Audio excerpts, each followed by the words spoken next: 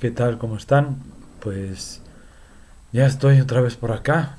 Estuve un poquito enfermo, pero bueno, sí me dio el COVID ese dichoso.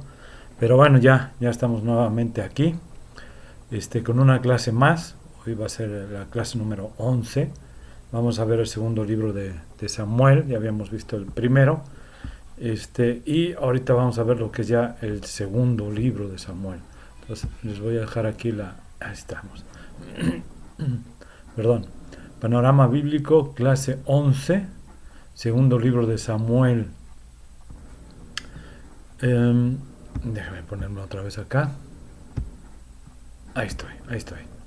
Ya, aquí a punto. Sí.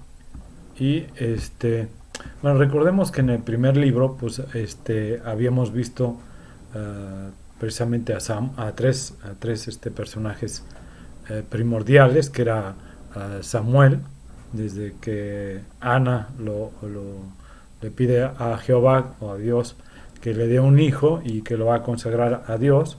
Entonces desde pequeño Samuel llega al templo y desde ahí se cría hasta que es ya grande y ya es el personaje principal, uno de los principales que están en la historia, y precisamente de él viene el nombre del libro, ¿sí? Aparte vimos que también estaba Saúl y David, ¿no? También nos presenta desde la entrada a Samuel, pero también vemos como eh, hay el ascenso, digamos, y la caída del rey Saúl, en contraste con el ascenso de David, ¿no? Y cómo llega a ser rey, ¿sí? También nos presenta a Samuel, y luego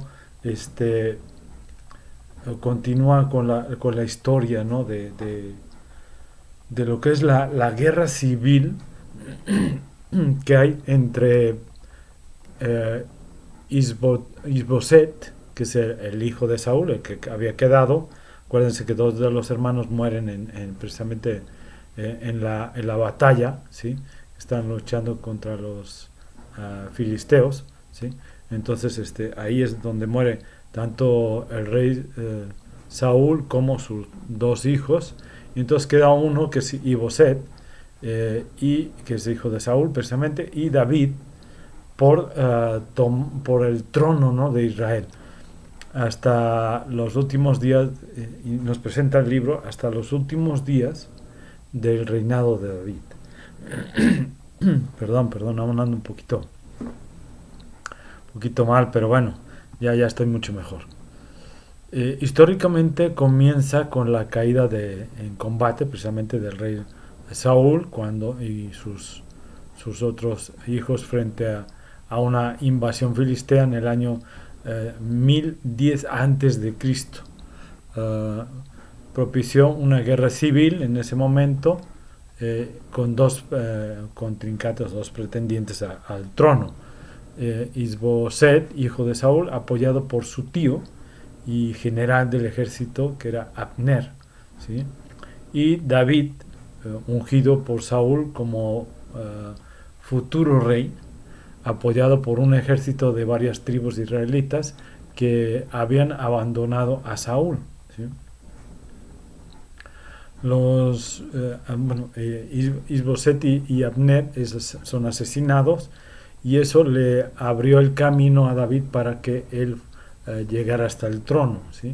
Quien fue proclamado rey primero por la tribu de Judá y luego por el resto de las tribus de Israel, ¿sí? Su capital primero fue Hebrón de Judá, y posteriormente fue Jerusalén de Benjamín, ¿sí? Perdón, aquí, ahí está, ¿no? Se narra las campañas militares de David contra los enemigos de Israel, al norte en Soba, a lo que es al Amón y a Moab, sur a Amalecitas, perdón, al oeste filisteos, sometiéndolos a tributo, les gana a todos y los somete a tributo, y rescata el arca del pacto, reorganiza los poderes judiciales, religiosos, militares y políticos, destacados históricamente. Se considera Segunda de Samuel como uno de los mejores libros históricos del Antiguo Testamento o de la Antigüedad, ¿sí? Explica el desarrollo de la monarquía, al igual que Primera de Samuel. Muestra la importancia de un rey fiel y obediente a Dios. A la vez señala al rey perfecto que habría de venir a través de la línea davídica, o sea, de David, ¿sí? Segundo libro de Samuel nos cuenta la historia de David como rey de Israel en dos etapas. Una etapa como digamos la temporada de éxitos y bendición, seguidos de un gran fracaso moral y sus tristes consecuencias que tienen, ¿sí? Y luego el libro termina en una bella conclusión que reflexiona en lo bueno y lo malo de la vida de David. O sea, él empieza a reflexionar y generando la esperanza de un futuro rey que vendrá de su linaje. Así que el segundo libro de Samuel continúa después de la muerte de Saúl, y David sorprende a todos componiendo un largo poema, ¿sí? Que lamenta la muerte del mismo hombre que lo intentó matar, ¿no? Asesinar. Una vez más, el autor está presentando la humildad y la compasión de David. Ahí estamos, ¿no? Sí. Ok. Él es un hombre que lamenta la muerte incluso de sus propios enemigos. Después de esto, David experimentó una temporada de éxitos y bendiciones de Dios. Todas las tribus de Israel vienen delante de David y le piden que unifique todas las tribus, ¿sí? Como su rey. Así que lo primero que David hace como rey es ir a la ciudad de Jerusalén y conquistarla. Y establece ahí como la ciudad de digamos, la capital de Israel, ¿sí? Y le pone el nombre de Sión. Y a partir de ahí continúa y gana muchas batallas, ¿sí? Expandiendo el territorio de Israel. Ahora, después de hacer Jerusalén como capital, la capital de Israel, también quiere convertirla en la capital religiosa, ¿sí? Así que hace que el arca del pacto sea trasladada, ¿sí? Hasta la ciudad, y luego en el capítulo 7 le dice a Dios que como Israel ya tiene pues un hogar fijo, ¿sí? Permanente, él piensa que sería bueno que la presencia de Dios también debía tener una casa, un lugar, un templo permanente.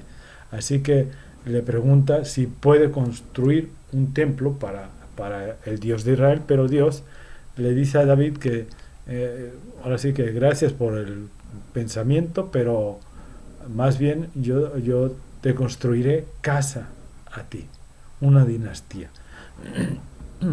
Le dice que sus manos están muy manchadas de sangre para que él haga ese templo, ¿no?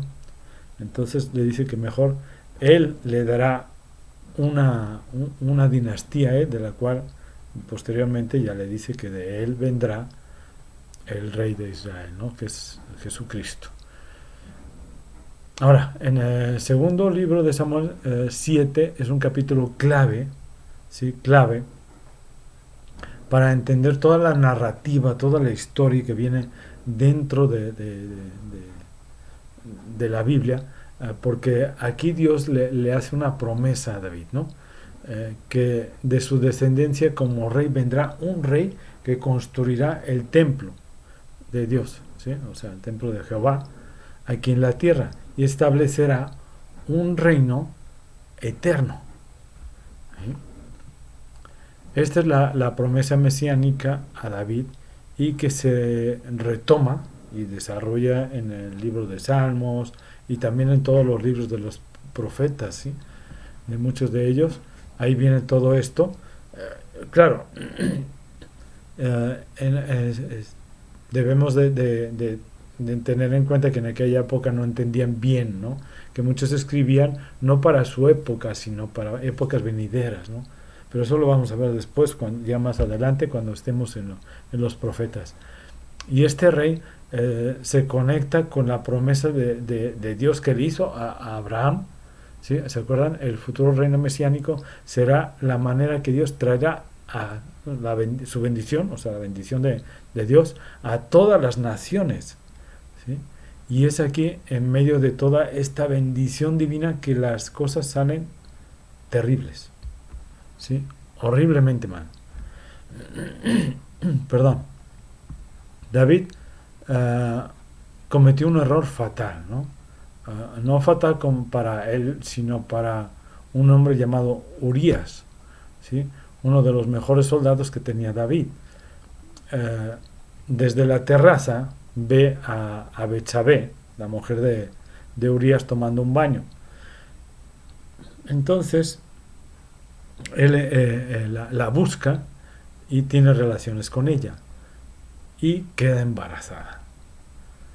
Luego trata de encubrir todo, pero como Urías no quiere estar con ella, porque él debería de estar en la batalla en lugar de estar aquí gozando con su esposa y todo.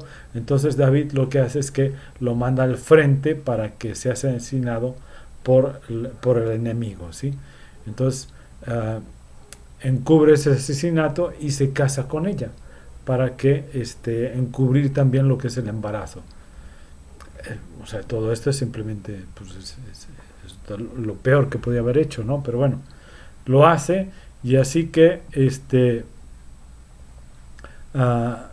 cuando David es confrontado con el profeta Natán, ¿sí? Acerca de todo estas cosas que había hecho, ¿sí? Le pone un ejemplo de una borrego, que si el vecino le agarra el único borrego que tenía y lo sacrifica, entonces él se enoja, ¿cómo es posible? Bueno, ese eres tú, ¿no? Entonces inmediatamente reconoce todo lo que ha hecho, se quebranta, se arrepiente y pide perdón a Dios, y Dios lo perdona, ¿sí? Pero Dios no le quita las consecuencias de las decisiones que David había tomado, así como resultado de la horrible elección, ¿no? Y la familia de David, su reino, le dice, se desmorona, ¿sí? Todo se quebranta todo, y eso hace que esta elección, en primer lugar, el niño que nace muere, ¿sí?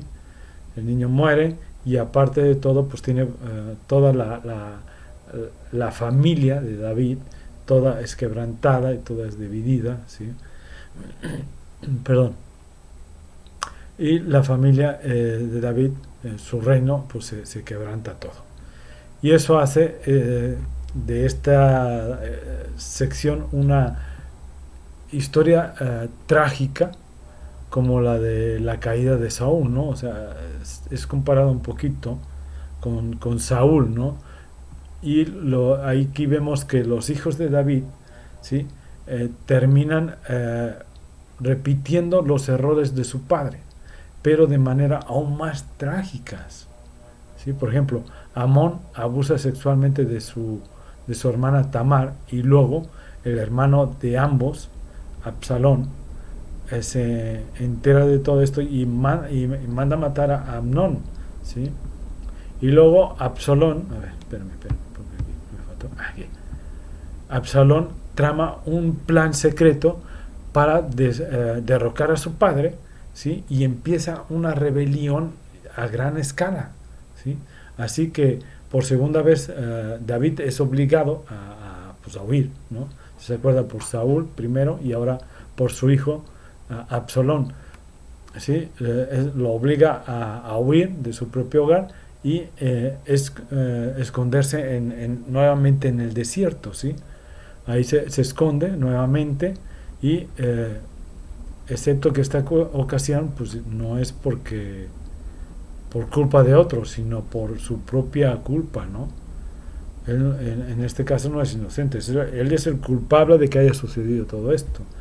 La rebelión termina cuando el hijo de David, Absalón, pues es asesinado, y eso rompe el corazón de David, y una vez más se lamenta acerca del hombre que intentó asesinarlo, ¿no? Hace nuevamente una reflexión, un verso ahí también acerca del sufrimiento que él tiene, ¿no? Perdón, permítame tantito.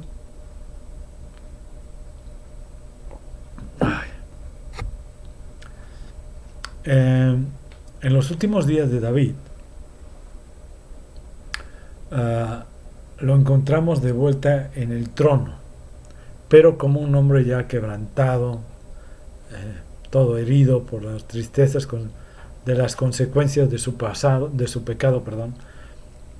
El libro concluye con un bello epílogo, perdón,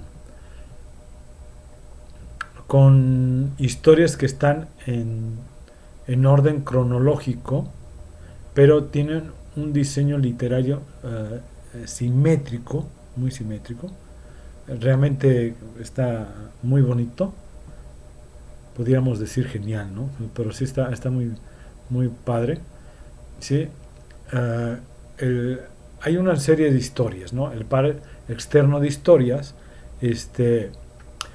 vienen del reino temprano de David y comparan los fracasos de Saúl y de David, ¿sí?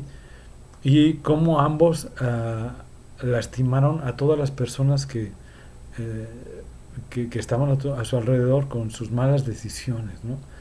Y hay otro par de historias internas, el par interno de historias sobre cómo David, ¿sí? Y su grupo de hombres valientes que fueron a luchar contra los filisteos, y lo interesante es que ambas visiones tienen una historia de debilidad de David en batalla, ¿sí?